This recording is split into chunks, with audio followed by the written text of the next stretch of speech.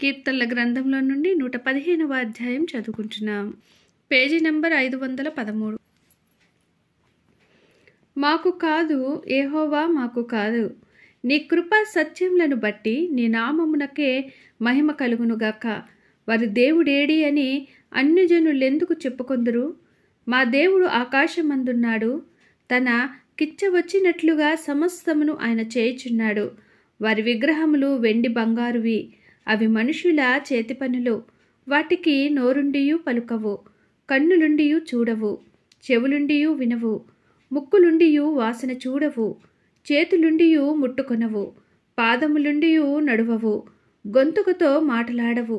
వాటిని చేయువారును వాటి యందు నమ్మిక ఉంచు వారందరూ వాటి వంటి వారై ఉన్నారు.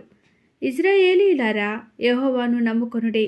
ఆయన వారికి సహాయము, వారికి కేడెము.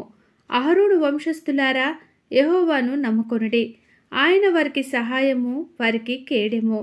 యెహోవా యందు భయభక్తులు గలవారులారా, యెహోవా యందు నమ్మిక ఉంచుడి. ఆయన వారికి సహాయము, వారికి కేడెము. యెహోవా మమ్మును మర్చిపోలేదు, ఆయన మమ్మును ఆశీర్వదించును. ఆయన ఇశ్రాయేలీయులను ఆశీర్వదించును, అహరోను వంశస్థులను ఆశీర్వదించును. పిన్నలనేమి పెద్దలనేమి తన యందు భయభక్తులు గల వారిని యెహోవా ఆశీర్వదించును. యెహోవా మిమ్మును మీ పిల్లలను వృద్ధి పొందించును.